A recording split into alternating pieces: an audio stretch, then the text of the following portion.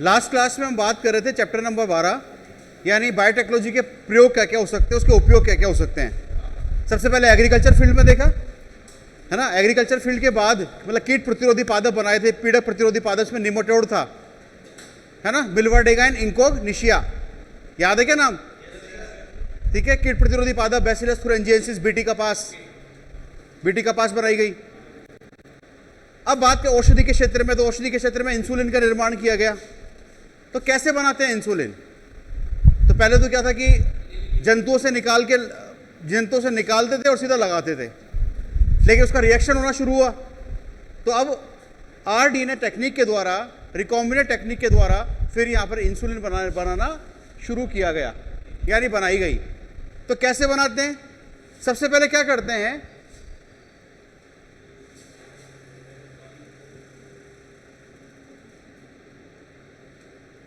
जो मानव की इंसुलिन, तो मानव की जो ल्यूकोसाइट कोशिका होती है, ल्यूकोसाइट सेल्स, तो ल्यूकोसाइट सेल्स से सबसे पहले हम क्या निकालते हैं? इंसुलिन जीन निकालते हैं। ल्यूकोसाइट से इंसुलिन जीन निकालेंगे। आप लोगों को पता है इंसुलिन जो होता है ये दो पॉलीपेप्टाइड श्रृंखलाओं से निर्मित होती है। एक में 21 एमिनो एसिड होते हैं और एक में 30 एमिनो अम्ल की बनी श्रृंखला होती है। दो पॉलीपेप्टाइड सीरीज होती है, हाँ 51 होते हैं, तो 21 और 30। अब क्या करते हैं? अच्छा, दोनों के बीच में कौन सा बॉन्ड पाया जाएगा? डाइसल्फाइड बॉन्ड पाया जाएगा।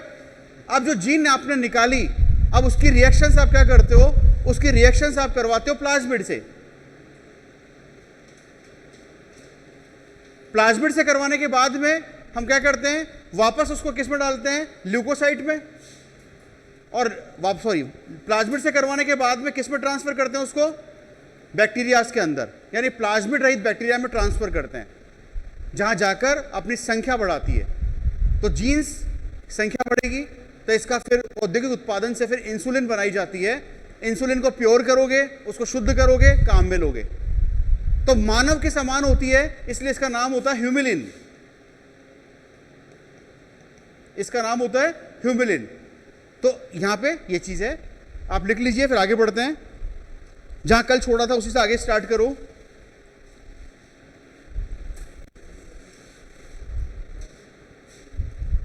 बस आज बच्चे वापस कम कैसे हुए?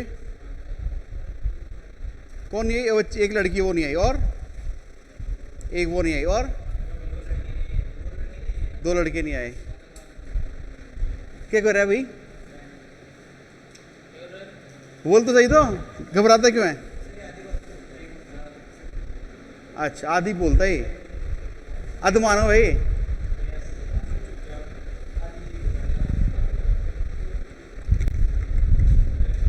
सर्वप्रथम मानव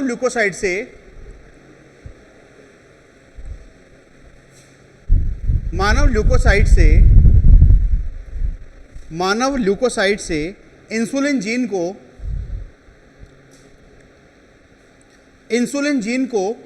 अलग किया जाता है। इंसुलिन जीन को अलग किया जाता है।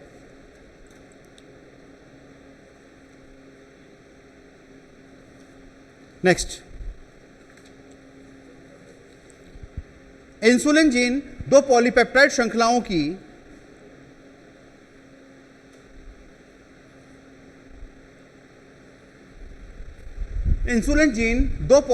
श्रृंखला, ब्रैकेट में लिखो 21 अमीनो एसिड व 30 एमिनो एसिड,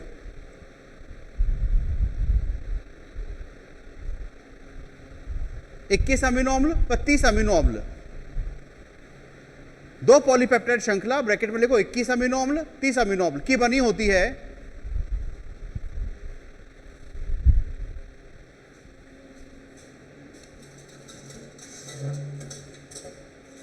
दोनों के मध्य डाइसल्फाइड बंध,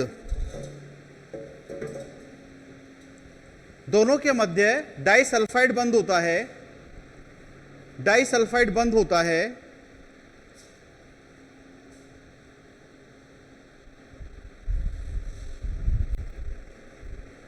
नेक्स्ट, डाइसल्फाइड बंद होता है, आगे लिखो, जीन को प्लाज्मिड से जोड़कर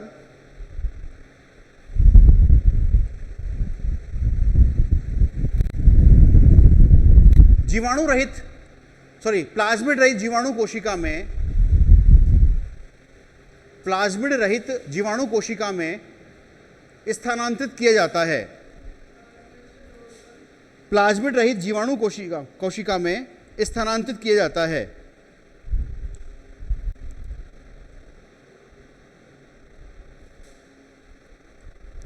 स्थानांतरित किया जाता है जहां ये जीन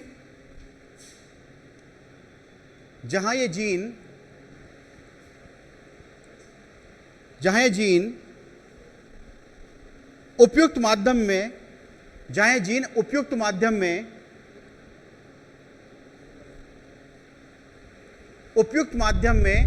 वृद्धि करती है,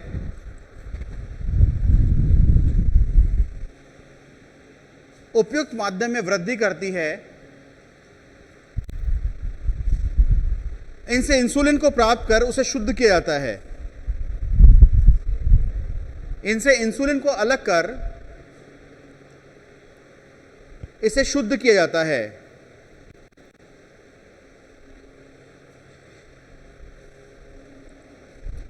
इंसुलिन को अलग कर इसे शुद्ध किया जाता है। यह इंसुलिन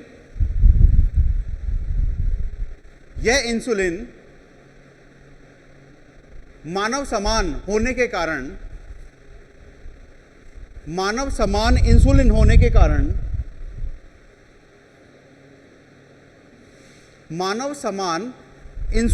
के कारण इसे हुमिलिन कहते हैं। हुमिलिन लिखा हुआ है, हुमिलिन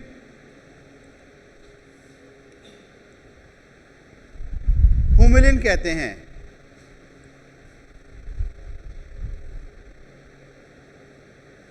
राइट, चलो ठीक है। अब देखो इसका और प्रयोग देखते चिकित्सा के क्षेत्र में। एक होता है जीन थेरेपी, जीन चिकित्सा।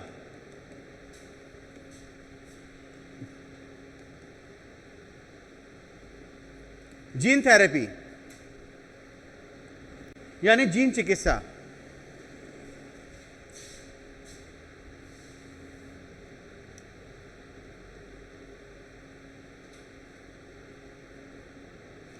जीन चिकित्सा का मतलब क्या है? क्या करते हैं जीन चिकित्सा में? मान लीजिए, अच्छा ये ना किसी आनुवंशिक रोग के इलाज में काम आता है, जेनेटिक डिजीज के इलाज में काम। ऐसा कि नहीं कि सारी की जेनेटिक डिजीज का इलाज हो जाता है, लेकिन कुछ डिजीज होती है जिनका इलाज किया जा सकता है। सबका तो पॉसिबल नहीं हो रहा अभी तक, लेकिन कुछ का हो सकता है। तो क्या करते हैं इसमें? क्या ऐसे करते हैं क्या आपके दिमाग में चल रहा हो कि पुरानी जीन को, खराब जीन को निकाल लेंगे, नई डाल देंगे, ऐसा करते हैं क्या? लेकिन पुरानी जीन को निकाला जो खराब है और नई जीन को डाल दिया, ऐसा करते हैं क्या? तो फिर क्या करते हैं? क्या करते हैं भाई? गर्दन ला रहा है वो, नहीं करते सर ऐसा। फिर क्या करते हैं बताओ? और कोई? फिर डिलीट नहीं करते हैं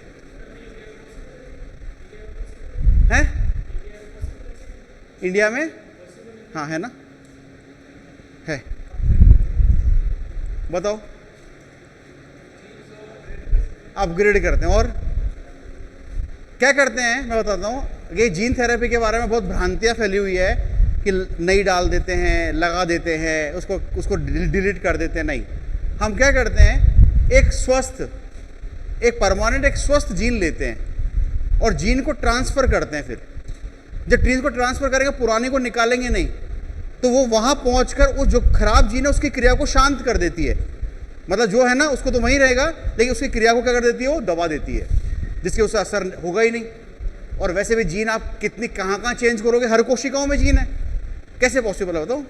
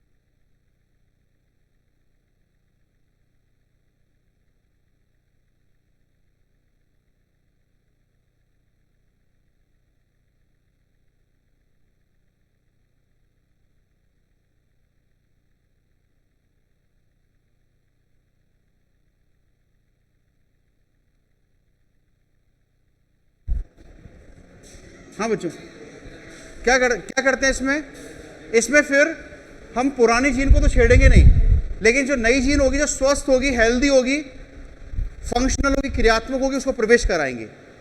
तो क्या करती है, जो पुरानी जीन है उसकी क्रिया को शांत कर देती है वो।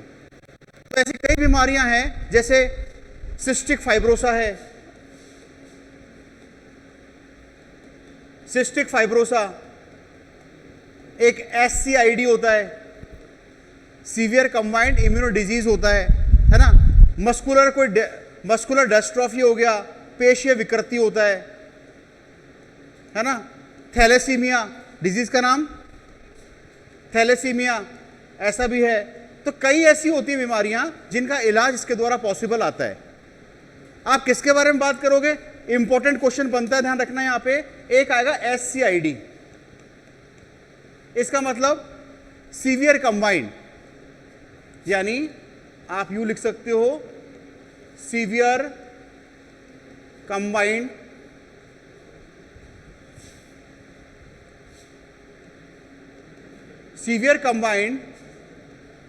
इम्यूनो डिजीज,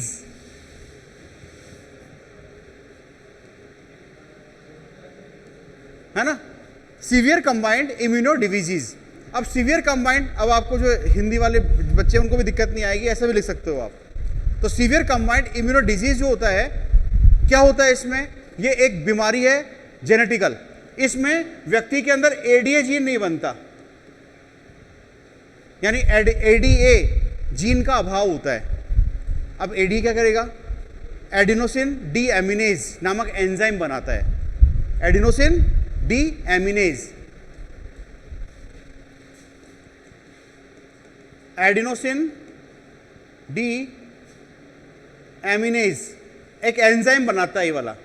तो ये एंजाइम नहीं बनेगा इसके प्रभाव से, तो ऐसी कंडीशन में क्या होगी कि व्यक्ति के अंदर बी लिम्फोसाइट्स और टी लिम्फोसाइट्स की कमी हो जाती है। अब आप सोचोगे बी लिम्फोसाइट टी लिम्फोसाइट ही नहीं बचे तो हमारा इम्यून सिस्टम कमजोर हो जाएगा।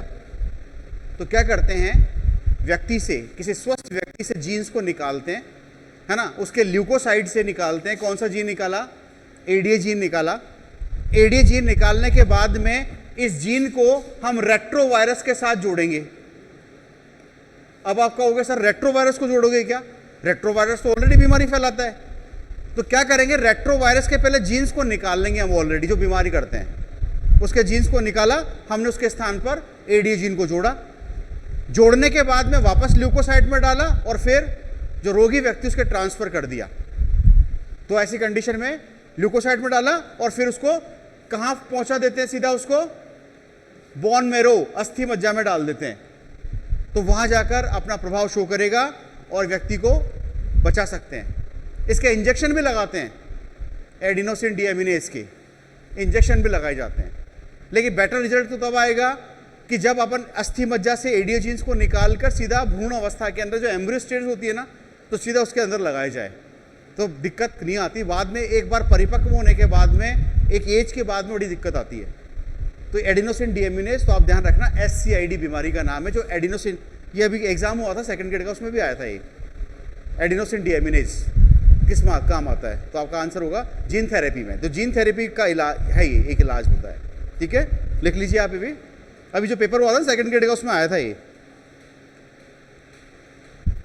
दोषपूर्ण है जीन चिकित्सा।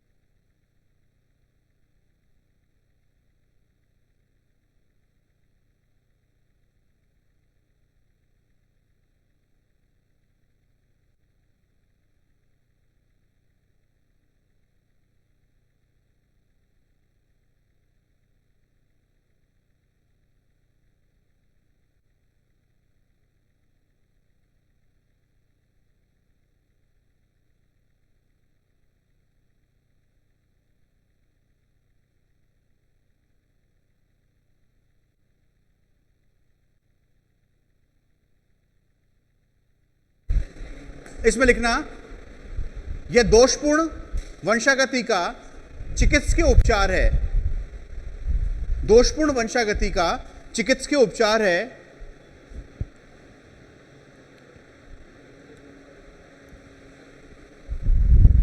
चिकित्सकीय उपचार है। इसमें एक सामान्य, नेक्स्ट, इसमें एक सामान्य स्वस्थ, एक सामान्य स्वस्थ क्रियात्मक जीन को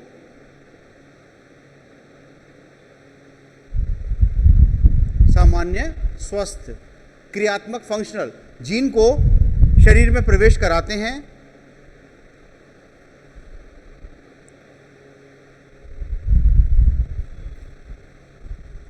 यह जीन दोषपूर्ण जीन की, यह जीन दोषपूर्ण जीन की,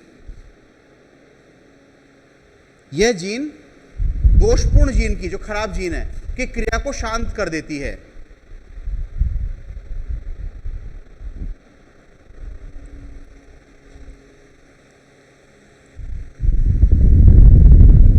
नेक्स्ट, जीन थेरेपी का उपयोग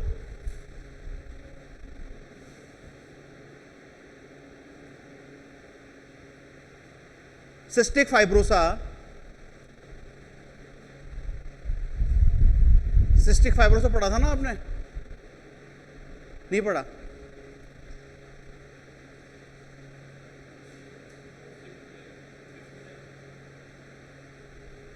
सिस्टिक फाइब्रोसा, थैलेसीमिया,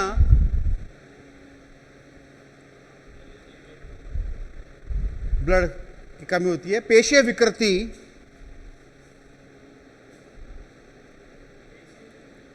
पेशीय विकृति, मस्कुलर डिस्ट्रॉफी, पेशीय विकृति व SCID, SCID रोग के उपचार में किया जाता है।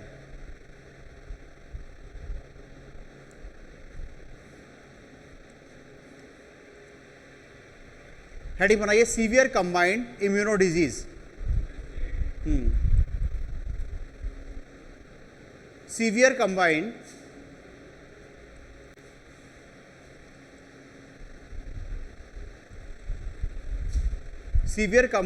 Immuno disease.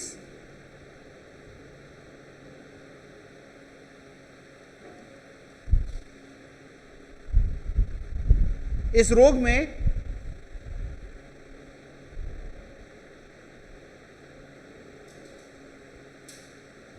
एडीए जीन, इस रोग में एडीए जीन, एडिनोसिन डीएमिनेज, इस रोग में एडीए जीन नाम है एडिनोसिन डीएमिनेज। एडीए जीन में विकृति के कारण,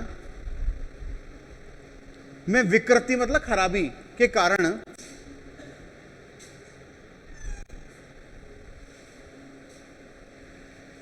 कारण एडीए एंजाइम का संश्लेषण नहीं होता, एडीए एंजाइम का संश्लेषण नहीं होता,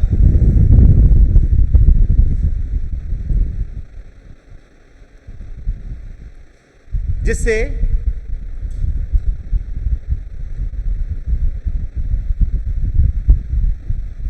रोगी व्यक्ति में बी व टी लिम्फोसाइट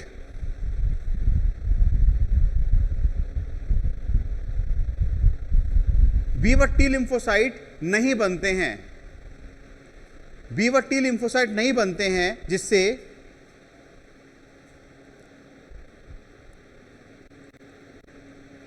ऐसा लिखो, बी व टी लिम्फोसाइट नष्ट होने लगते हैं, बनना नहीं, नष्ट होने लगते हैं, जिससे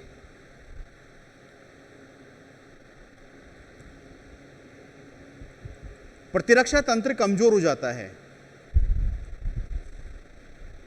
प्रतिरक्षा तंत्र कमजोर हो जाता है।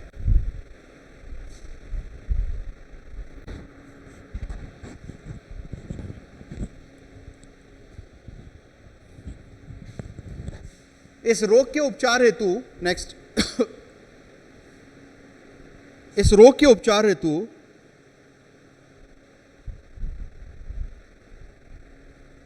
ल्यूकोसाइट से एक स्वस्थ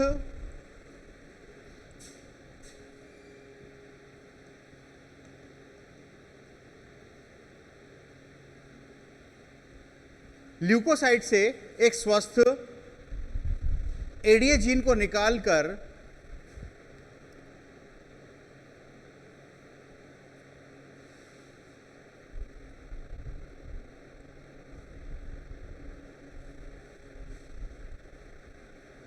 इसे रेट्रोवायरस के साथ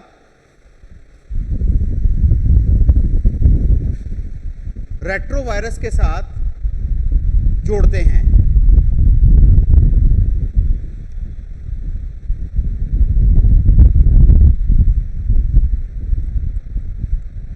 इसके पश्चात इसे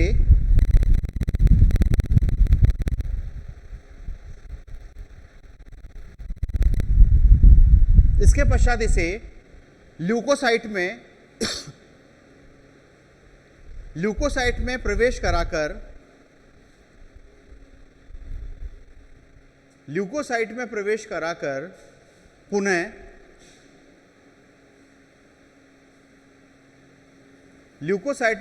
कराकर पुनः अस्थि मज्जा में, एक मिनट, इसे ऐसे लिखो, इसे पुनः ल्यूकोसाइट में प्रवेश कराकर अस्थि मज्जा में स्थानांतरित कर देते हैं।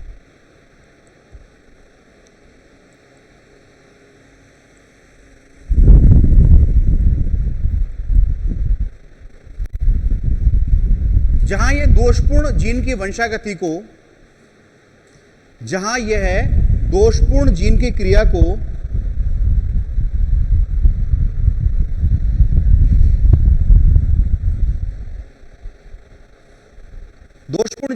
को शांत कर देती है,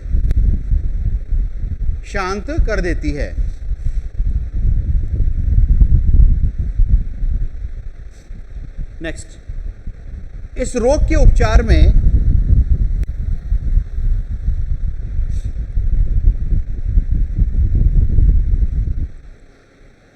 एडीए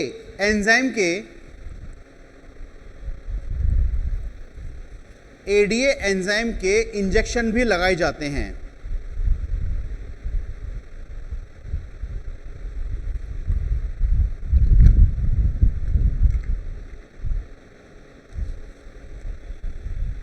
ठीक है, और लास्ट लिख लीजिए, इस रोग के बेहतर उपचार के लिए, इस रोग के स्थायी उपचार के लिए, इस रोग के स्थायी उपचार के लिए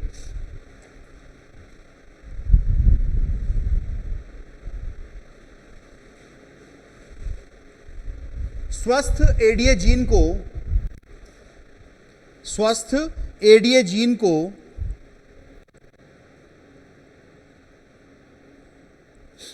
अस्थि मज्जा से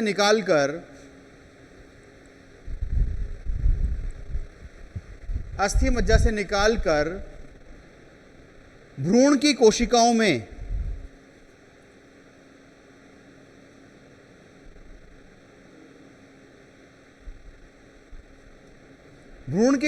में ट्रांसफर करते हैं,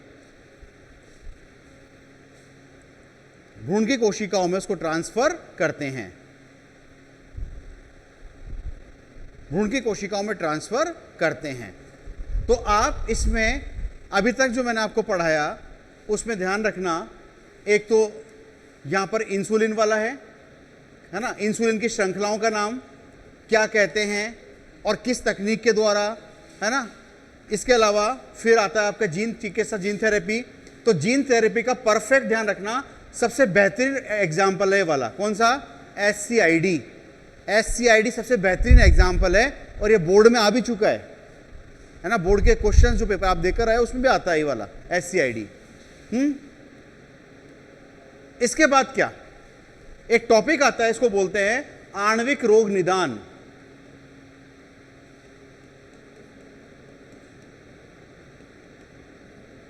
मॉलिक्यूलर डिजीज डायग्नोस, आणविक रोग निदान।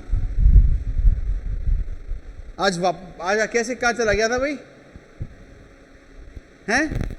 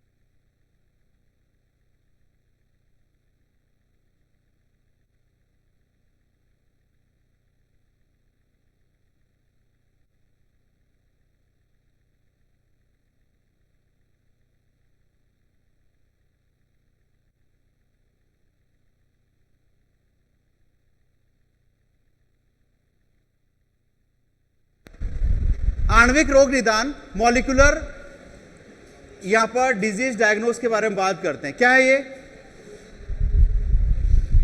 कुछ ऐसे रोग होते हैं जिनका आपको कंफर्मेशन टेस्ट है ना, वो पता लगता नहीं। जब आप यूरिन टेस्ट कर लोगे तो भी नहीं आएगा, उसमें ब्लड कर लोगे तो भी नहीं आएगा, है ना, सीरम करोगे तो भी ब्लड टेस्ट नहीं आएगा। तो ऐसे रोगों के निदान के लिए हम आणविक रोग निदान का उपयोग करते हैं। इसमें कौन सी तकनीकें अपनाते हैं?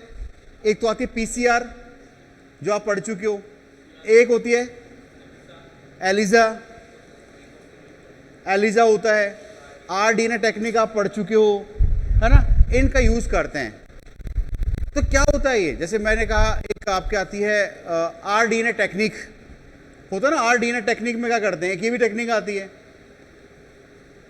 आरडीएनए टेक्निक में क्या करेंगे, इसमें मान लीजिए कोई जीन है जो शरीर के अंदर बीमारी फैला रही है, ये बीमारी फैला रहा है, तो क्या करते हैं हम, तो इस टेक्निक के द्वारा हम एक स्वस्थ जीन को जो है ना किसके साथ जोड़ते हैं, प्रोब के साथ।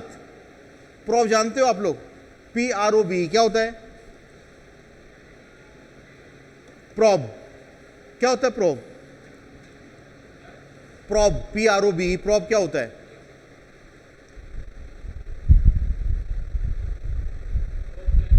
रवि बताएगा प्रोब क्या होता है रवि, प्रोब क्या होता है भाई, बता। प्रोब का मतलब होता है मैक्सिमम 15 से 30 न्यूक्लियोटाइड होते हैं ये वाले, और उसका अपने को सीक्वेंस पता होता है और रेडियो एक्टिव होते हैं, राइट। तो हम क्या करते हैं, शरीर में इसको पहुंचा देते हैं। अब पहुंचाने के बाद में मान लीजिए आपने शरीर में प्रोब को पहुंचाया, अब क्या होगा, एकल श्रृंखला वाले होते हैं ये। अब अगर कोई जीन उपस्थित है ना और इसके परिपूरक पाई गई तो इससे बॉन्डिंग बनाना स्टार्ट कर लेती है। जैसे मान लो ये प्रोब श्रृंखला है जो आपने डाली, यहां पर A है, G है, C है, T है, इस तरह से होगा। अब और ऐसे जीन जो बेकार है, बेकार का मतलब कोई रोग फैला रही है, अब रोग कैसे फैलाएगा, रोगजनक के द्वारा, जैसे वायरस वगैरह होता है। तो उसमें अब मान लीजिए यहां पर U है, C है और G है, A है, अगर ये सीक्वेंस रही तो आपस में बॉन्डिंग बनाना स्टार्ट कर लेते हैं ये। तो इसकी ऑटो रेडियोग्राफी कर लो। जब ऑटो रेडियोग्राफी कर ली जाती है तो हम उत्परिवर्तित यानी म्यूटेंट जीन को भी पहचान सकते हैं आरडीएनए टेक्निक के द्वारा। एक होती है पीसीआर के द्वारा बताया था मैंने आपको, पॉलीमरेज चेन रिएक्शन से बहुत सारी कॉपीज बनाते हैं, बता चुका, अपन जिक्र भी कर चुके हैं इसका, है ना। एक आता है आपके, जब आपको जैसे डीएनए की पहचान करनी है कि व्यक्ति के अंदर डीएनए है, बाहरी डीएनए है, तो एक टेस्ट आता है साउदर्न ब्लॉटिंग। साउदर्न ब्लॉटिंग करते हैं, किसकी पहचान के लिए होता है ये, डीएनए की। अगर आरएनए की पहचान करनी है तो नॉर्दर्न, क्या बोलते हैं, नॉर्दर्न ब्लॉटिंग। अगर प्रोटीन की पहचान करनी है किसी के शरीर में तो वेस्टर्न ब्लॉटिंग, टेस्ट का नाम वेस्टर्न। तो साउदर्न ब्लॉटिंग, साउदर्न ब्लॉटिंग हो गया, है ना, नॉर्दर्न हो गया, एक वेस्टर्न हो गया।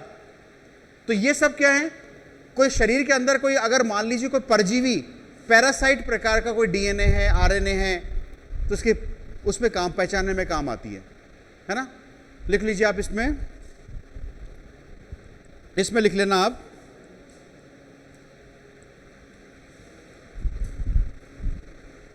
कुछ रोगों की पहचान, कुछ रोगों की पहचान प्रारंभिक अवस्था में, कुछ रोगों की पहचान प्रारंभिक अवस्था में मूत्र व सीरम परीक्षण द्वारा, कुछ रोगों की पहचान प्रारंभिक अवस्था में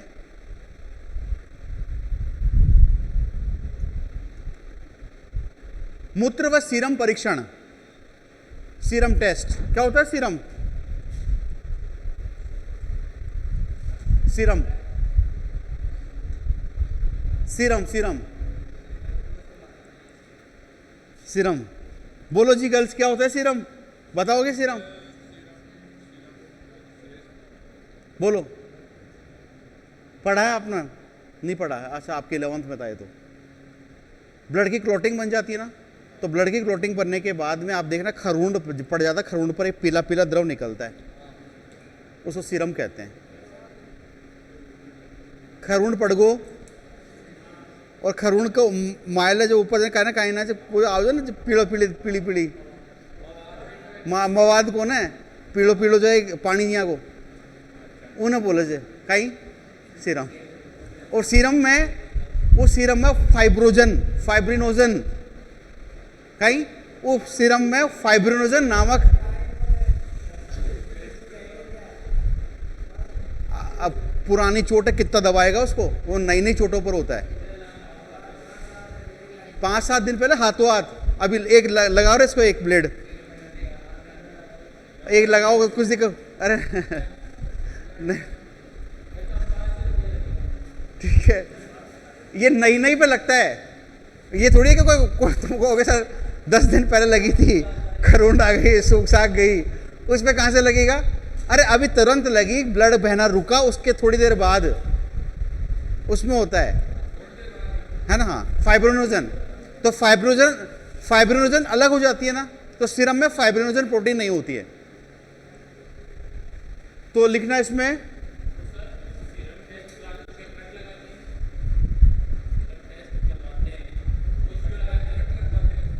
ब्लड लेते हैं, ब्लड लेते हैं, ब्लड से फिर इसका जो कंपोनेंट होता है ना फाइब्रिनोजन, उसको अलग हटा देते हैं। लिक्विड पार्ट लिया ब्लड का, प्लाज्मा लेते हैं, प्लाज्मा के अंदर फाइब्रिनोजन प्रोटीन हटाकर लिखो क्या लिखा। कुछ रोगों का परीक्षण प्रारंभिक अवस्था में पहचान मूत्र व सीरम परीक्षण द्वारा नहीं हो सकती है, अतः नहीं हो सकती है। क्या लिख दिया यार आप लोगों को पता ना सही। कुछ रोगों की पहचान प्रारंभिक अवस्था में मूत्र व सीरम परीक्षण द्वारा नहीं हो सकती है, अतः इसकी प्रारंभिक अवस्था में पहचान के लिए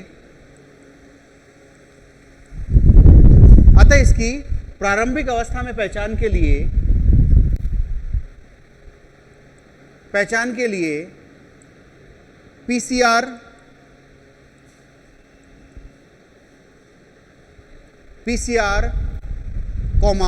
आरडीएनए तकनीक, पीसीआर आरडीएनए तकनीक व एलिजा टेस्ट का उपयोग किया जाता है। एलिजा टेस्ट का उपयोग किया जाता है।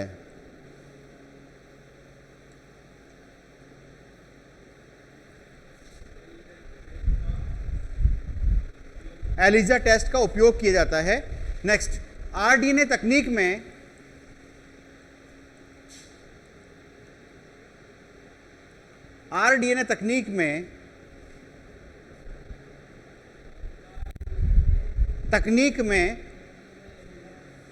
अरे कहीं लिख लियो क्या क्या गो,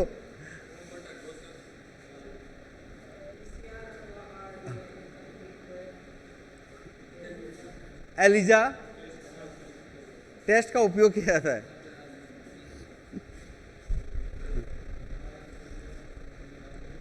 टेस्ट का उपयोग किया जाता है। अब लिखो आरडीएनए तकनीक में एकल श्रृंखला वाले डीएनए, एकल श्रृंखला सिंगल हेलिकल, एकल श्रृंखला वाले डीएनए को प्रोब के साथ, PROBE प्रोब के साथ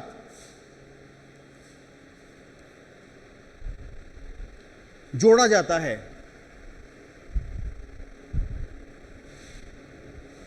यह प्रोब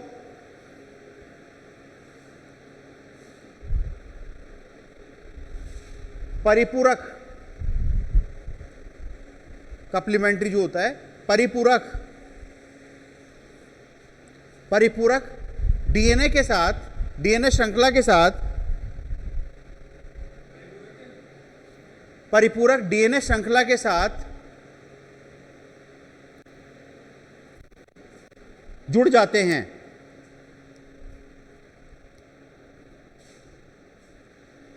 और इसकी ऑटो रेडियोग्राफी कर ली जाती है। ऑटो रेडियोग्राफी कर ली जाती है।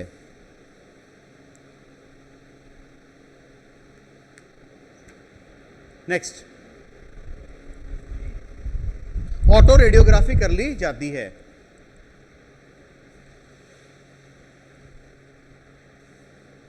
नेक्स्ट,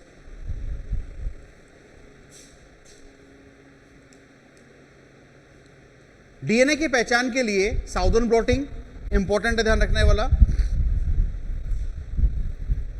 डीएनए की पहचान के लिए southern blotting,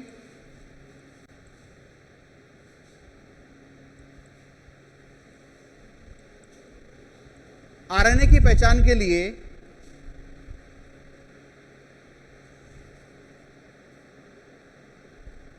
northern blotting, northern blotting,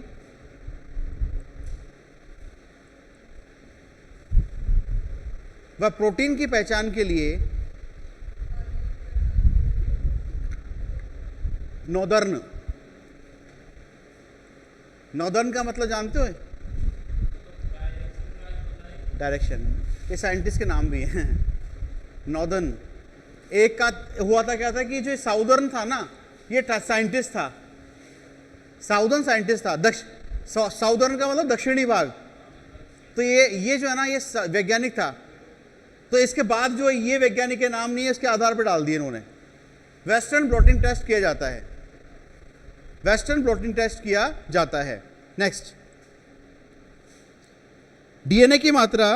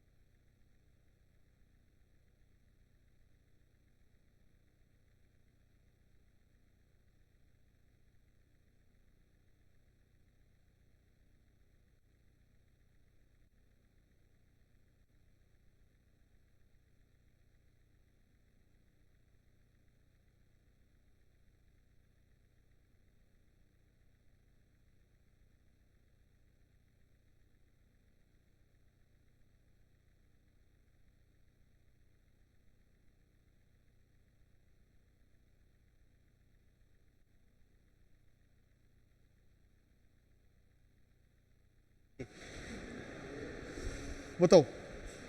DNA की मात्रा कम होने पर पीसीआर का उपयोग किया जाता है। पीसीआर, रवि क्या होता है पीसीआर? पीसीआर क्या होती है? हैं? पीसीआर क्या होती है? पुलिस आड़ा ट्रका का पीछे लगे हो ना, बिजली के ट्रक का पीछे।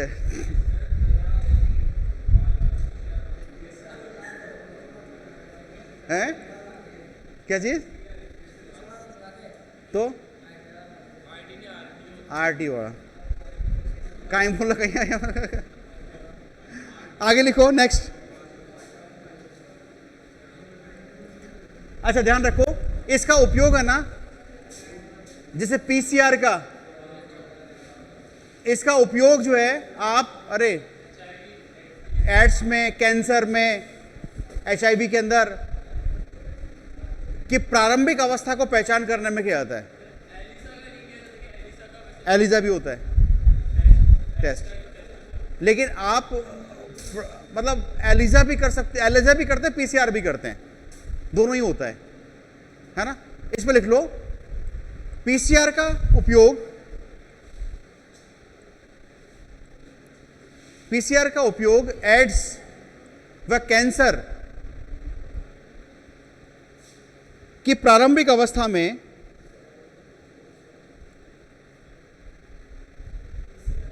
का उपयोग रोग का उपयोग एड्स व की प्रारंभिक अवस्था में अरे क्या कर रहे हो, पहचान, प्रारंभिक अवस्था में पहचान, आगे लिखो, शरीर में परजीवी की पहचान, पैरासाइट, शरीर में परजीवी की पहचान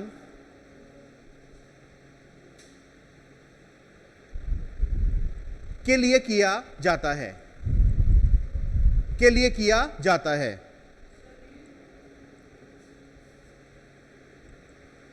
के लिए किया जाता है।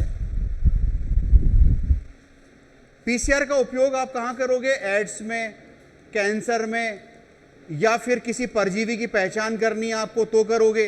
इनका उपयोग करते हैं, एड्स का, कैंसर का, परजीवी। परजीवी का मतलब बॉडी के अंदर कोई वायरस वगैरह है तो पहचान करने में। अरे ये आया था ना अभी आरटीपीसीआर, कोरोना टेस्ट में हुआ था ना। अरे कोरोना टेस्ट में पीसीआर टेस्ट लगाया था ना, तो आरटीपीसीआर लगाया था।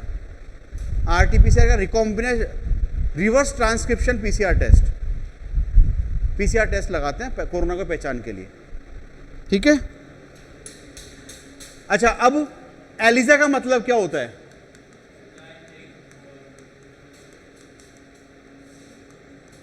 एंजाइम, अच्छा ये बताएगा, बता। एंजाइम क्या चीज? लिंकेड क्या होता है रे? एंजाइम लिंक्ड, कम कौन है वो, आवाई कौन है? इम्यूनोसॉर्बेंट ऐसे टेस्ट। तो ये टेस्ट जो है ना किसके लिए होता है? ये स्पेशली होता है जैसे वायरस के लिए, एचआईवी के लिए, एचआईवी टेस्ट के लिए। इसमें क्या करते हैं कि हम किस पर ये टेस्ट होता है, वो एंटीजन और एंटीबॉडी पर बेस्ड होता है। ये एंटीजन एंटीबॉडी टेस्ट होता है ये वाला। कैसे?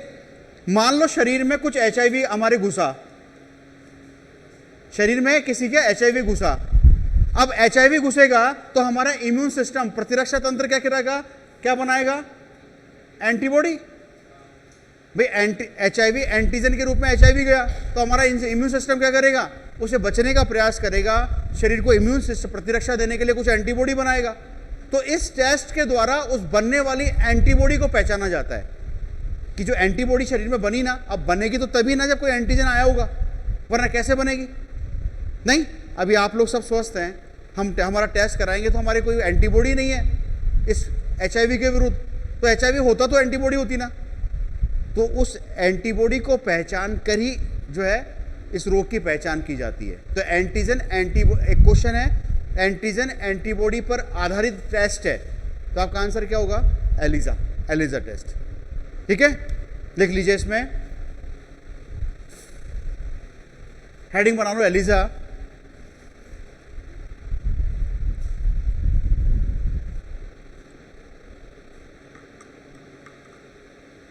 आज कितने बजे आए थे आप लोग?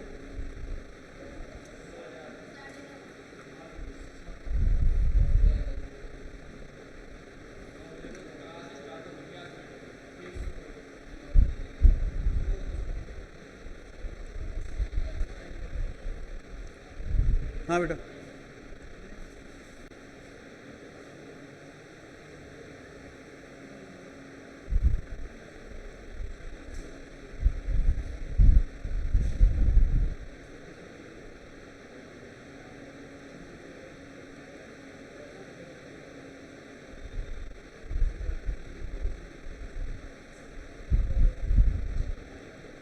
हेडिंग बना ली?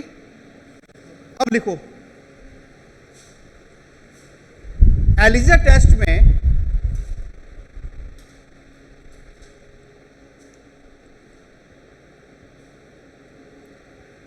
एलिजा टेस्ट में क्षारीय phosphatase enzyme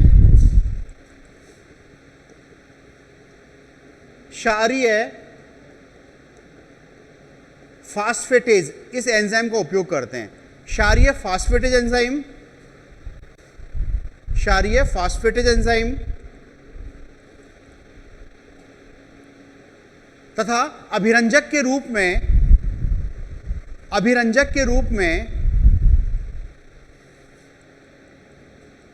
5 amino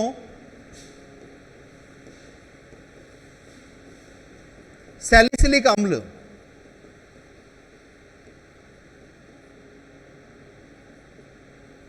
5 amino salicylic acid का उपयोग करते हैं।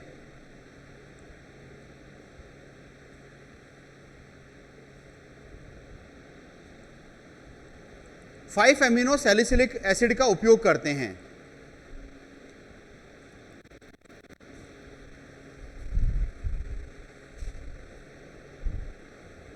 नेक्स्ट,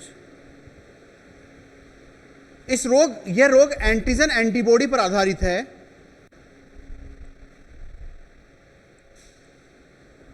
यह रोग एंटीजन एंटीबॉडी पर आधारित है।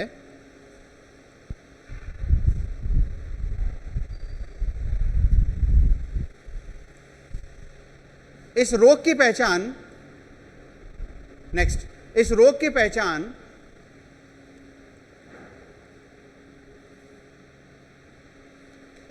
पहचान एंटीजन के विरुद्ध बनने वाली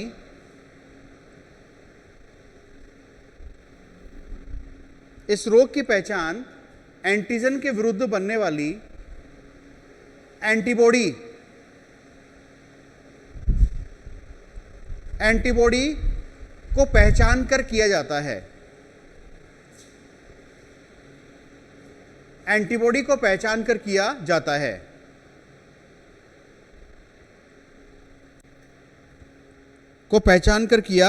है।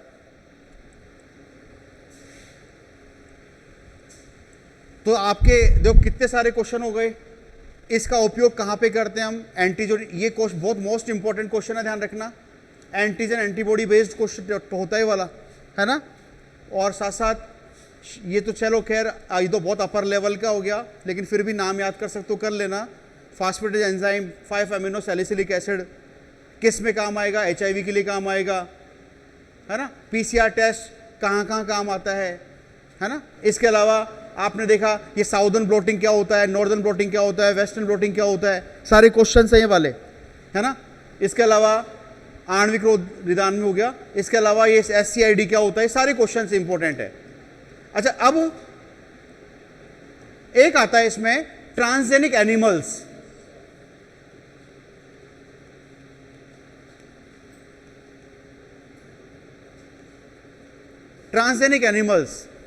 ट्रांसजेनिक जंतु। तो ट्रांसजेनिक जंतु भी बनाए जाते हैं क्या?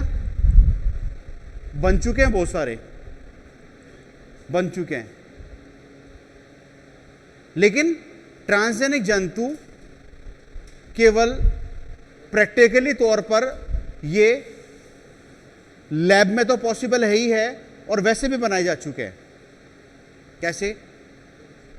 ट्रांसजेनिक तो गाय भी बना चुके, रोजी नाम था उसका, रोजी क्या था बताता हूं। तो ट्रांसजेनिक एनिमल्स का मतलब क्या होता है? ऐसे जंतु जिसमें RDNA तकनीक के द्वारा विशिष्ट जीन को प्रवेश कराकर उन्हें आनुवांशिक रूप से विकसित बनाया जाता है, उसको हम कहते हैं ट्रांसजेनिक जंतु के नाम से कहते हैं।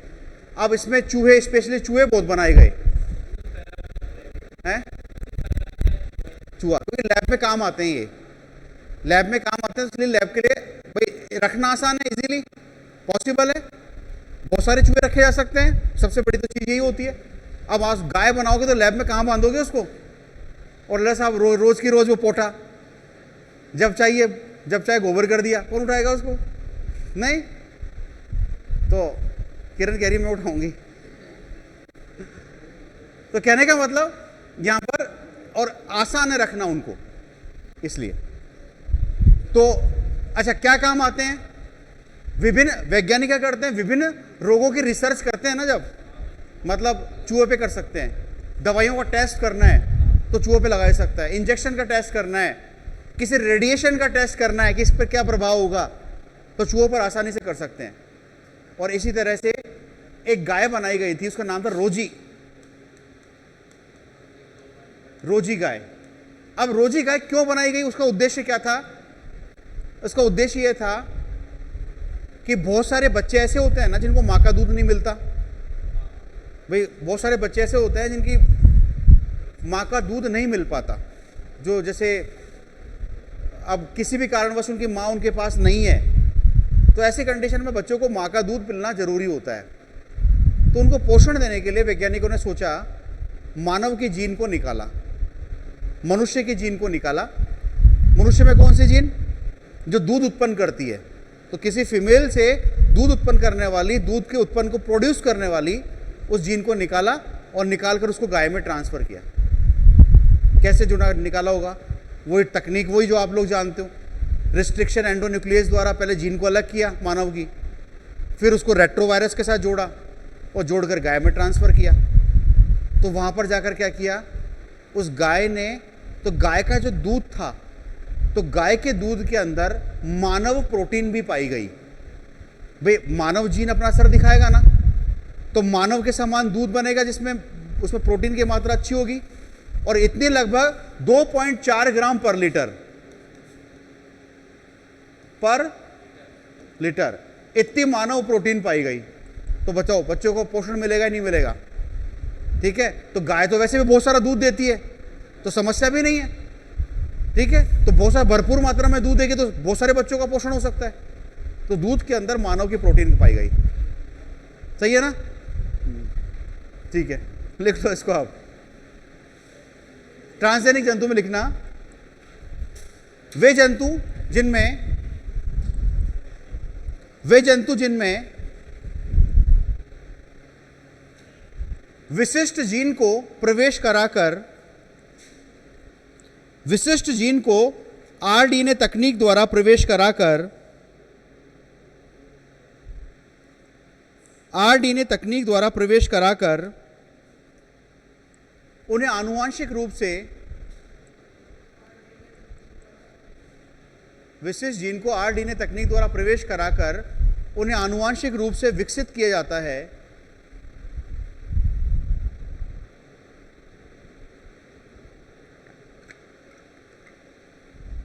विकसित किया जाता है, ट्रांसजेनिक जंतु कहलाते हैं।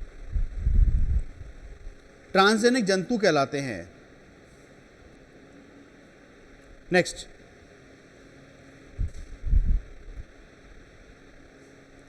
ट्रांसजेनिक चूहे, मूसा, हाँ उंदरा। तो ट्रांसजेनिक उंदरा, गाय, सुअर, मछली, भेड़ तैयार की जा चुकी है, तैयार की जा चुकी है।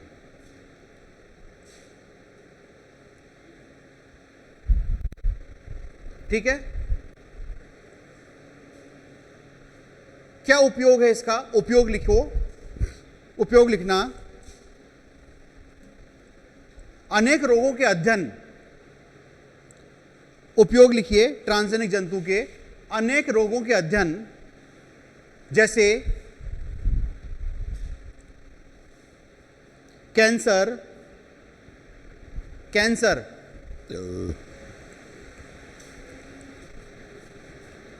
आर्थराइटिस।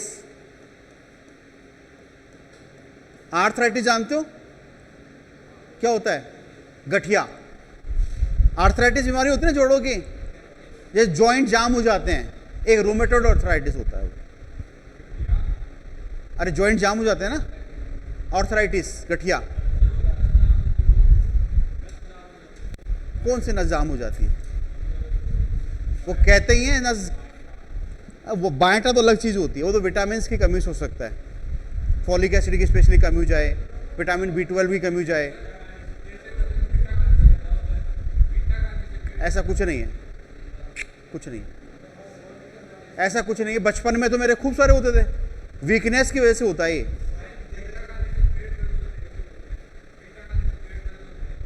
पेट दर्द होता है जो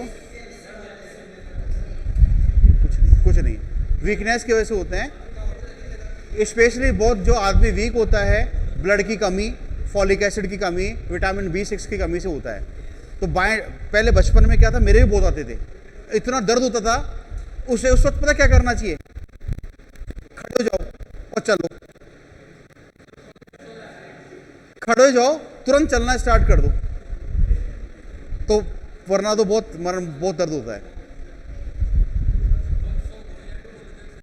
सोता थोड़ी है कोई पाँव, तुम्हें कैसे बातें करते हो यार, सोता नहीं है। आप क्या करोगे, एक ही पोजीशन में बैठे रहोगे ना तो ब्लड का सर्कुलेशन रुक जाता है वहां पे, तो आपको फील होता है कि यार सो गया पाँव, पाँव सोएगा क्या।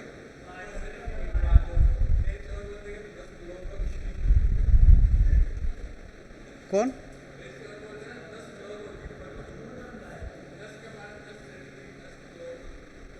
ऐसा नहीं, वो लोकल लैंग्वेज है बात है, लेकिन हो सकता है। लेकिन मैं कभी बता दूं, ब्लॉक नहीं होती है नस का बायटाई तो बताया था अभी मैंने, बायटाई तो बोला है मैंने, तो बायटाई बोलते हैं उसको, बायटा आ गया, तो बायटा का मतलब होता है वही आपकी कमजोरी की वजह से विटामिन क्या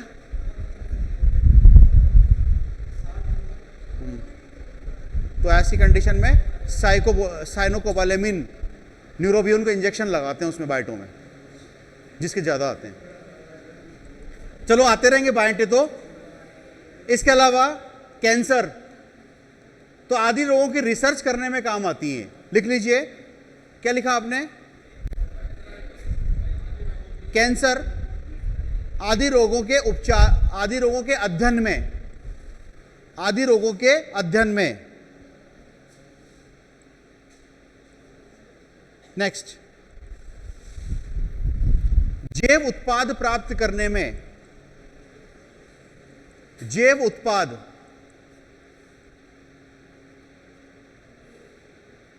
जैव उत्पाद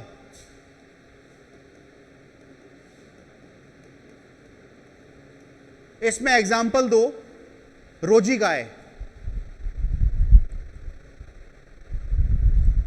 एग्जाम्पल दो रोजी गाय।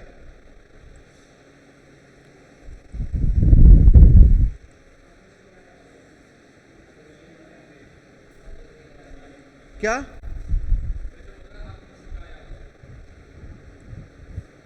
रोजी गाय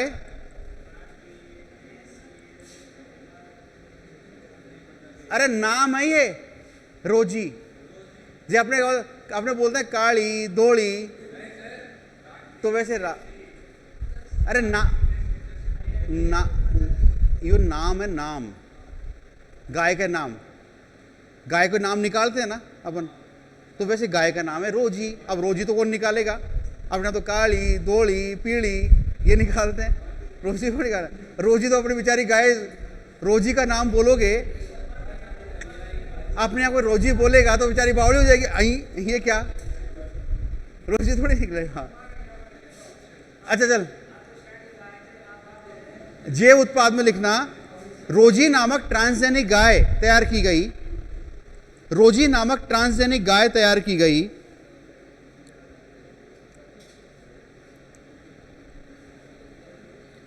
रोजी नामक ट्रांसजेनिक गाय तैयार की गई जिसके दूध में 2.4 ग्राम मानव प्रोटीन, जिसके दूध में 2.4 ग्राम मानव प्रोटीन पर लीटर, ग्राम पर लीटर मानव प्रोटीन, 2.4 ग्राम पर लीटर मानव प्रोटीन थी। इस प्रोटीन में अल्फा लैक्ट एल्बुमिन,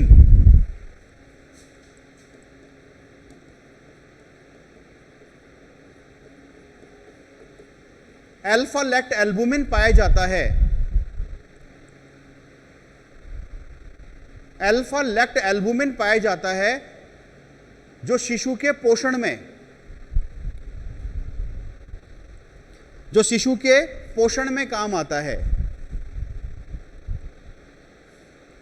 तो बताओ मानव दूध क्या हुआ? ये जो गाय का दूध जैव उत्पाद है, राइट?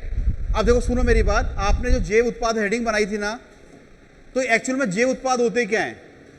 तो जैव उत्पाद देखो, वैसे किसी ऐसे मतलब ट्रांसजेनिक एनिमल्स के द्वारा जो प्राप्त होंगे उसको जैव उत्पाद कहते हो। और जैव उत्पाद क्या होते हैं? वैसे जैव उत्पाद महंगे होते हैं, हर कोई उसको अफोर्ड नहीं कर पाएगा। तो क्या किया गया, उसको दुधारू पशुओं के जैव उत्पाद जो बनाए गए ना, जीन्स को दुधारू पशुओं में डाला गया, जिससे दूध काफी मात्रा में निकलेगा। तो ऐसी कंडीशन में इतने महंगे भी नहीं होते हैं। नेक्स्ट, आगे लिखो। क्या हो गया? बोल, क्या है?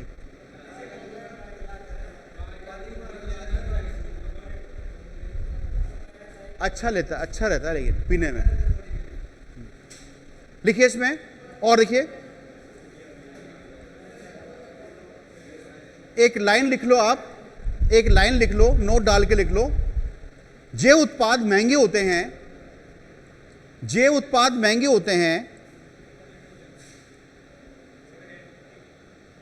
जैव उत्पाद महंगे होते हैं, अतः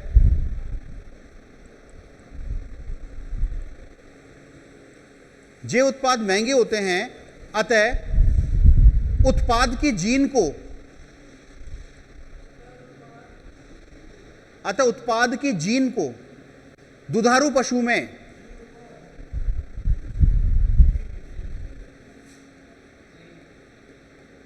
जीन को दुधारू पशु में प्रवेश कराकर उत्पाद प्राप्त किए जाते हैं।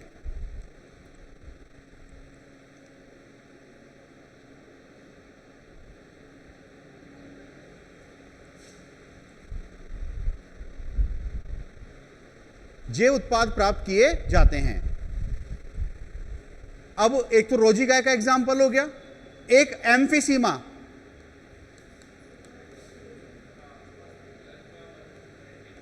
क्या बोलते हैं इसको? वात स्फीति। एम्फीसीमा, एम्फीसीमा फेफड़ों का रोग है, जिसमें क्या होता है कि हमारी जो स्मोकिंग जो करता है ना आदमी, तो उसकी जो एल्वियोली होती है वायुकूपिका नष्ट हो जाती है। तो जितनी हवा वायु में, जितनी फेफड़ों में हवा भरी रहती है ना, वो पूरी तरह बाहर नहीं निकल पाती, फेफड़े हमेशा फूले रहते हैं।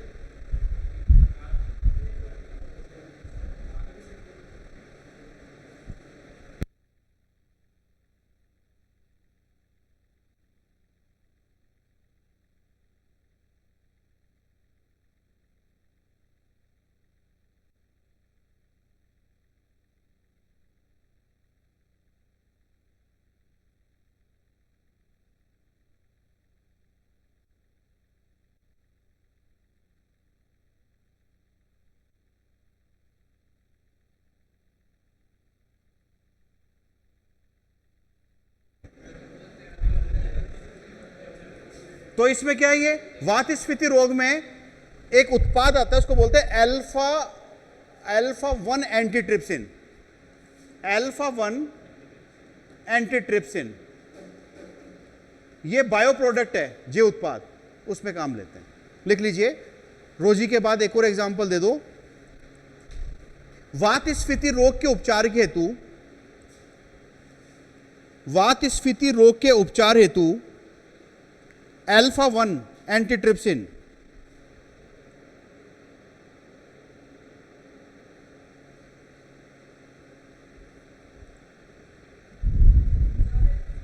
अल्फा 1 एंटीट्रिप्सिन का उपयोग किया जाता है।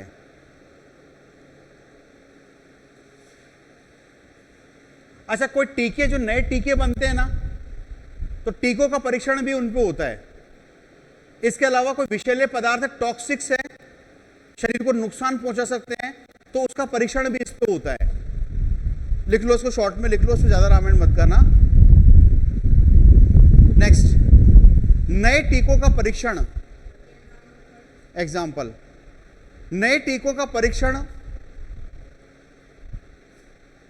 नए टीकों का परीक्षण इन पर नए टीकों का परीक्षण ट्रांसजेनिक जंतु पर किया जाता है।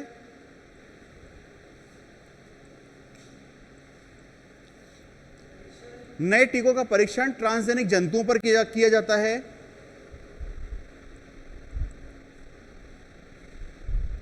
नेक्स्ट, विषैले पदार्थों, एक और एग्जांपल, विषैले पदार्थों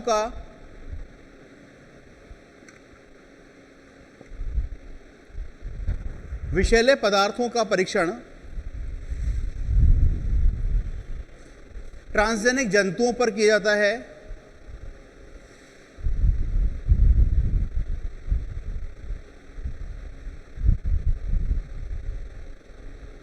जाता है। क्योंकि ये जंतु विषैले पदार्थों के लिए अधिक संवेदनशील होते हैं, हाईली सेंसिटिव, विषैले पदार्थों के लिए अत्यधिक संवेदनशील होते हैं।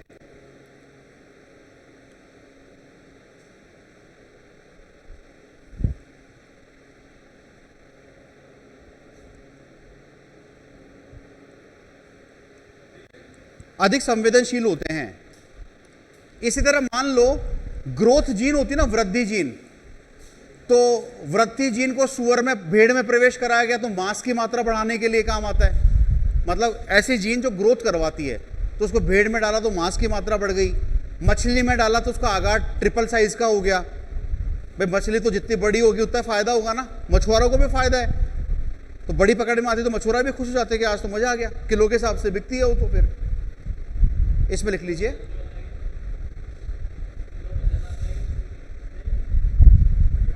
क्या कह रहे हो? अरे 1 किलो, हाँ हाँ,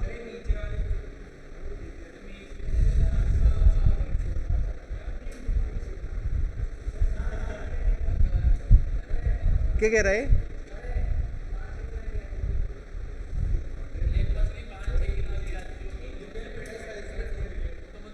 साइज पे डिपेंड करता हो तो यार, और एक बार वेल पकड़ में आ जाए तो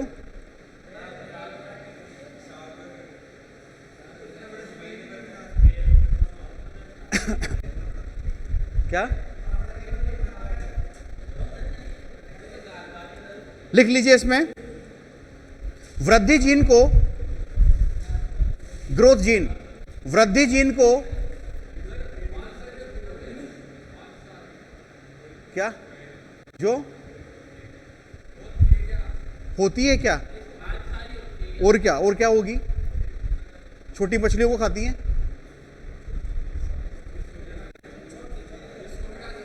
हैं? इसको क्या है, अपन सबको खा जाओ। ठीक है, लिखो इसमें, वृद्धि जीन को भेड़ में प्रवेश कराने पर, वृद्धि जीन को, ग्रोथ जीन को भेड़ में प्रवेश कराने पर मांस की मात्रा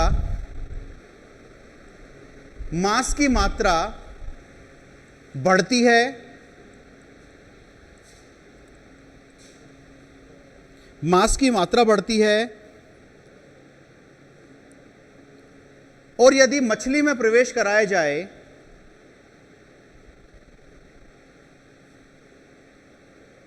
तो मछली का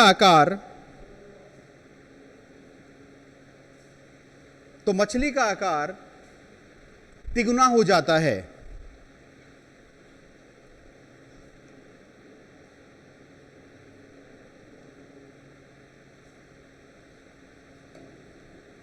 तिगुना हो जाता है। अतः इसका व्यावसायिक लाभ प्राप्त किया जा सकता है। इसका व्यावसायिक लाभ प्राप्त किया जा सकता है। ठीक है, ओके। और एक आता है ट्रांसजेनिक सुअर। ट्रांसजेनिक सुअर भी वैज्ञानिक बना चुके हैं और रिसर्च चल रही है। क्या होगा, मान लो कि मानव की जीन को सुअर में लगा दिया जाए, तो मानव जैसे मान लीजिए किडनी है, मानव की किडनी से संबंधित जीन अगर सुअर में लगा दी जाए, तो ऐसे अगर जो जीन मानव में थी सुअर में प्रवेश करा दिया, तो इसका मतलब एंटीजन जो था वो सुअर में भी गया। तो ऐसी कंडीशन में सुअर के अंगों को जरूरत पड़ने पर मानव के लगाया जा सकेगा। किडनी लगा दी, पैंक्रियाज लगा दिया, समझ रहे हो मेरी बात? तो जरूरत पड़ने पर सुअर के अंगों को मानव में ट्रांसप्लांट किया जा सकेगा, क्योंकि मानव के तो क्या होगा, आप सोचो अभी सबसे बड़ी दिक्कत क्या आती है ऑर्गन ट्रांसप्लांट की, कि रेसिपिएंट ही नहीं मिलता। भी लेने वाले तो हजारों हैं, लेकिन अंग जो मिलते हैं है कितने से, तो दिक्कत आती है। लेकिन अगर ये काम हो गया तो फिर आदमी को सुअर के अंदर तो बहुत सारे अंग उगा लो, बहुत सारे सुअर पाल लो, लाओ पकड़ पकड़ के उसको और लगा लो, क्या दिक्कत है? सही है ना? लेकिन आप बताओ, फिर एक चीज निकल कर आएगी, एक चीज आएगी,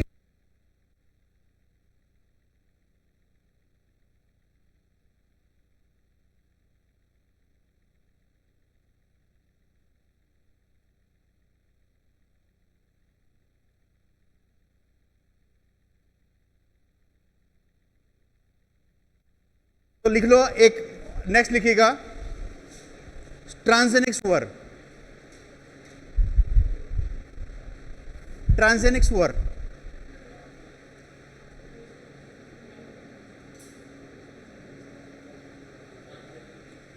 मानव जीन को सुअर में प्रवेश कराकर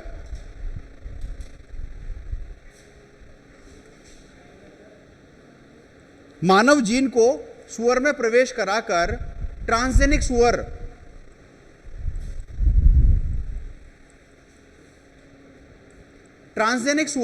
तैयार किए जा सकते हैं,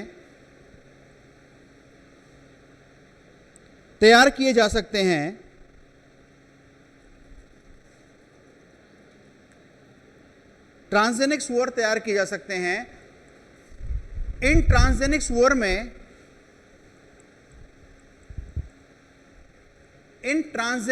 में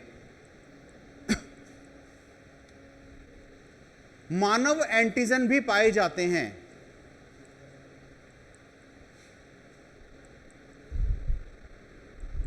मानव एंटीजन भी पाए जाते हैं।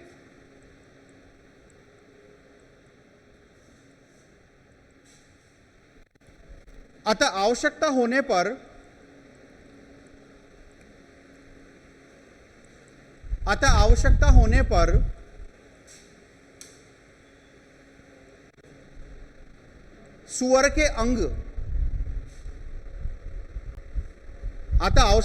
पर सुअर के अंग जैसे किडनी, अग्नाशय, पैंक्रियाज, लिवर आदि का मानव में ट्रांसप्लांट यानी प्रत्यारोपण किया जा सकेगा,